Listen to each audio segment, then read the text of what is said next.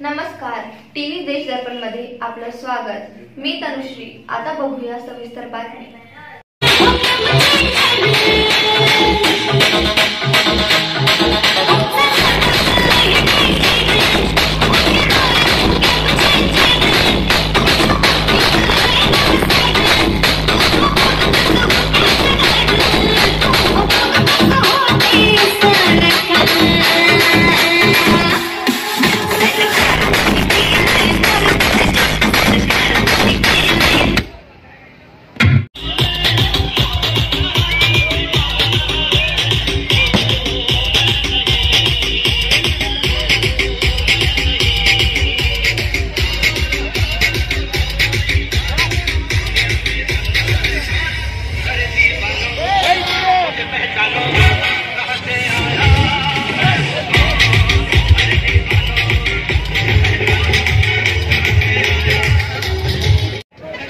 सर्व मंच समिति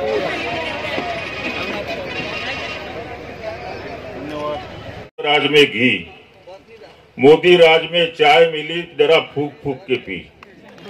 आणि म्हणून ह्या 15 दिवसात 20 दिवसात आपण सर्व लोकांनी जे काही चहा पिलो ते फुंकून फुंकून पिलो आणि फुंकून चहा पिल्यामुळेच हा विजय आपल्याला या ठिकाणी संपादित करता आला।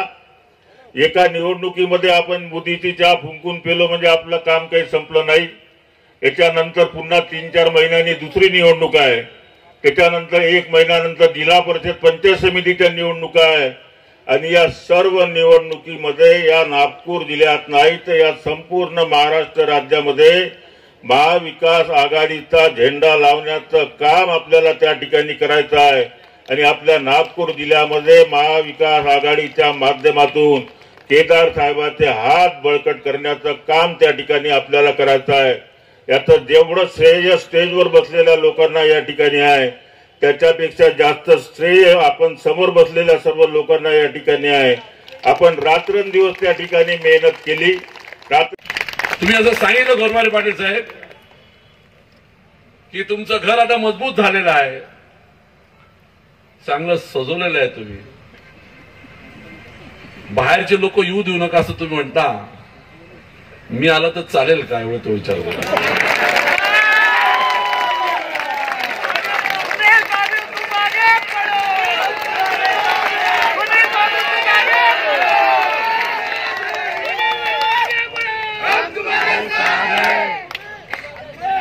मी माझ्या राजकारणामध्ये नेहमी लोकांसाठी जगलो आहे।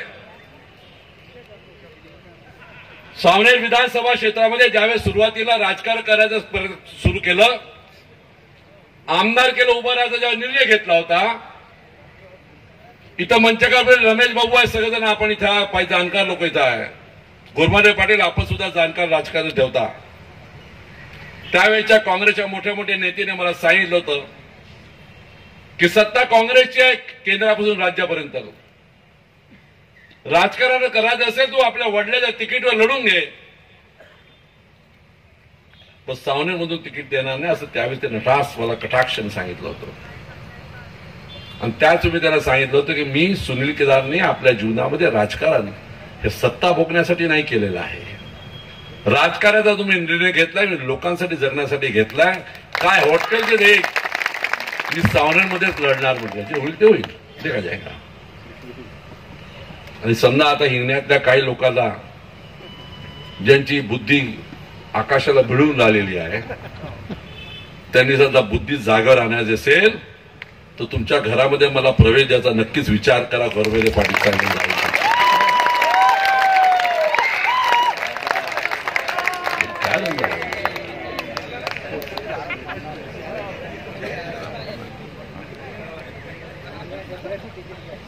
अजून तिकडे म्हणजे मी मनापासून आभारी या पूर्ण निवडणुकीमध्ये ह्या निर्वाचन क्षेत्रामध्ये फिरत असताना मग ते वाडी असो, इसासनी असो, वानाडोंगरी असो, हिंगणा असो, रायपूर असो, राजूनगर असो, बुटीबोरी असो की गुंगा असो की अडेगावचा पट्टा असो, दौऱ्यामध्ये सुद्धाही माझ्या मनाला काही गोष्टी समजा चाटल्या असेल तिथे तर मी त्याच वेळी त्या ठिकाणी प्रत्येक माझं रिॲक्शन दिली आहे आणि ते देत असताना काही लोकांचे मन दुखावले असेल, मला याची कल्पना आहे मला. पण माझा स्वभाव तसा आहे की काम करायचं राजकारणामध्ये फार व्यवस्थित करायचं, इमानदारीने करायचं. वाडीच्या लोकांना सुद्धा मी 2दा ना 3दा सभा घ्यायला लावल्या. भारतीय आपण सुद्धा राजकारण करताय, पहिल्यांदा झालं असेल की तुम्ही जे बूथचे एजंट दिले त्याची हजेरी घेतली त्या ठिकाणी, पहिल्यांदा झालं.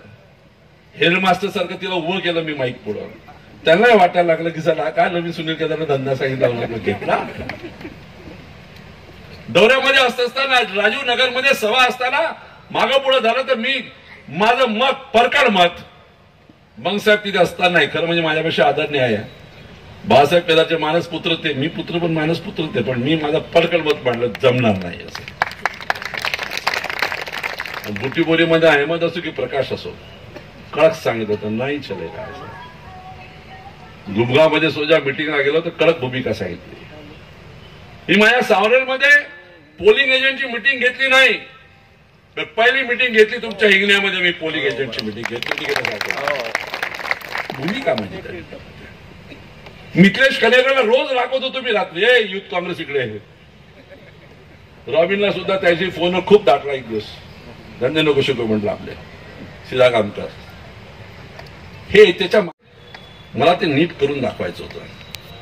फार प्रखरतेने सांगणं, सत्तेचा मास ज्याला म्हटलं तर चुकीचं होणार नाही. बाकी सगळेजण माझे फरकड असं भूमिका घेऊन चालणार जे विचारधारा त्या विचाराला सांगायचं की लोकांच्या पुढे टिकत कोणी नाही. लोकांनी एकदा निर्णय केला तर केलाच, आणि तीच गोष्ट आज तुम्ही लोकांनी या नागपूर जिल्ह्यामध्ये घडवून आणलं. तुमच्यासाठी तुमचं कौतुक करण्यासाठी या सुनील केदार जो त्या ठिकाणी शब्द अपुरे आहे, पण तुमच्यासाठी सुनील केदार आपल्या राजकीय जीवनाची बाजीगरी केव्हाही लाल तयार राहील. एक विनंती आहे, निवडणुका झाल्या, निवडणुकीचे निकाल आले, तुमच्यापैकी बरेच लोक, बहुतांश लोक काउंटिंग मध्ये होते. मी सगळी माहिती तुमच्याकडे पाठवतो, बूथ वाईज माहिती पाठवतो. तुमच्या जुना वोटर लिस्ट तुमच्यापाशी आहे. तुमच्या वोटर लिस्ट 2-4 दिवस थकवा घालवा, पण बूथवरच्या वोटर लिस्ट वाचणं सुरू करा. मी असं ऐकतो इथं गोरमाने पाटील तुमची पिटिशन चालू आहे, 40,000 मतं एक्स्ट्रा टाकलेले आहेत ते सांगितलेलं आहे. 54,000 सन्मान्य खासदारांनी सांगितलंच आहे की त्याचं पूर्ण लक्ष इथं राहील. आणि ज्या दिवस खासदार एसडीओच्या पुढे बसते, एसडीओला सुडं बसवतील, उभं बसवायचं नाही, उभंच ठेवायचं, आणि त्याला यादी वाचायला लावेल. ते 54,000 4,000 टिकणार नाही, ते आपल्याला करून दाखवायचं म्हणून ते आपल्याला सुरू करायचं. संविधानाचं महत्व समजणं गरजेचं झालं त्या ठिकाणी. विशेषतः IAS आणि IPS लोकांना संविधान काय आहे हे पुन्हा वाचायला लावलं पाहिजे, असं त्यासाठी माझं तरी ठाम मत आहे. तुम्ही त्या संविधानाच्या भरोश्यावर तुमच्या मायबापाने तुम्हाला शिक्षण दिलं, त्या संविधानाच्या भरोश्यावर मिळालेल्या शिक्षणावर तुम्ही उच्च पदावर बसले, आणि पदावर बसल्यानंतर लाचारसारखे वागता. ही तुमची मानसिकता कुठली? एखाद्या पक्षाचे जसे काही तुम्ही कार्यकर्त्या, मी तर काही लोकांना सांगणार आहे, काही दिवस येऊ द्या आपल्याला व्यवस्थित सांगणार आहे, त्याच्यापेक्षा त्या पक्षाचा ड्रेसच घाला ना, प्रचार करा ना. कशात चाललं तुम्ही कर्मचारी अधिकारी म्हणून बसले त्या ठिकाणी? डोळं त्या ठिकाणी आपल्याला सांगून जातो आणि आपल्या सगळ्यांना शुभेच्छा देतो आणि आपल्या शब्दाला विधान देतो. वरे पंजाब, वरे पंजाब. सावनेरला तर मला वाटतं 1-2दाच आम्ही गेलो, त्याच्यानंतर जायची गरज नाही पडली आपल्याला. काटोल, जिथं जिथं आम्ही कमी होतो 10 वर्षामध्ये, तिथं सर्वात जास्त साहेबांनी काटोल आणि हिंगणा ह्या मतदारसंघामध्ये सर्वात जास्त वेळ दिला. ते सर्व पाहून एका उपसरपंचाला हरवण्याकरता मग देशाच्या पंतप्रधानाला यावं लागलं. त्याच्याहून मी जास्त मुख्यमंत्र्याला 7 दिवस राहावं लागलं, उपमुख्यमंत्र्याला 8 दिवस राहावं लागलं. त्याच्यानंतरही 4 जूनचा रिझल्ट जेव्हा येतो त्यावेळेस हिंगणा सर्वात जास्त समोर राहते, काटोल समोर असते. उमरेड 30 वर्षानंतर पहिल्यांदा लोकसभेमध्ये काँग्रेसला सामोर आहे. हा इतिहास. त्याच्या अगोदर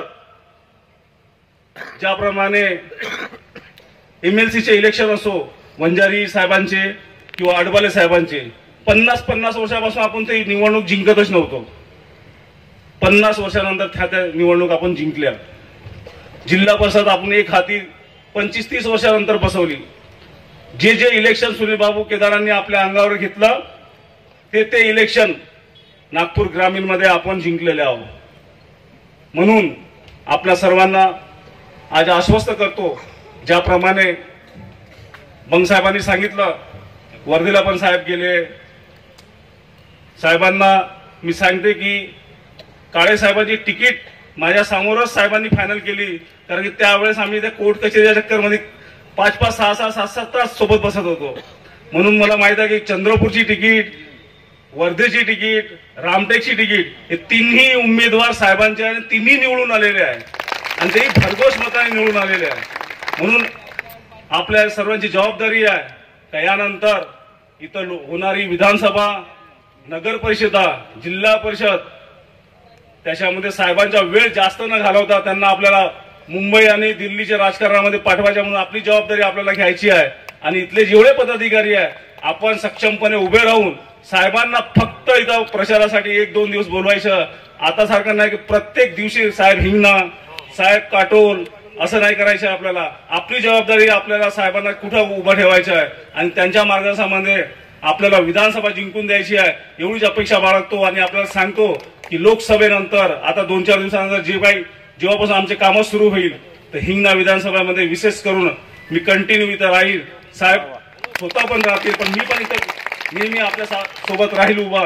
आणि जे काही अडीअडचणी असेल आणि पक्ष संघटनेसाठी मग ते काँग्रेस असो, राष्ट्रवादी असो की आमच्या घटक दल उद्धव बाळासाहेब घटकचे मित्र पक्ष असो, कुणालाही दुजाभाव मिळणार नाही. सर्वांना समान मिळू आणि आपण आपली ताकद इथं वाढवू एवढंच आज आपल्याला आश्वासन देतो. थांबतो. जय हिंद, जय महाराष्ट्र.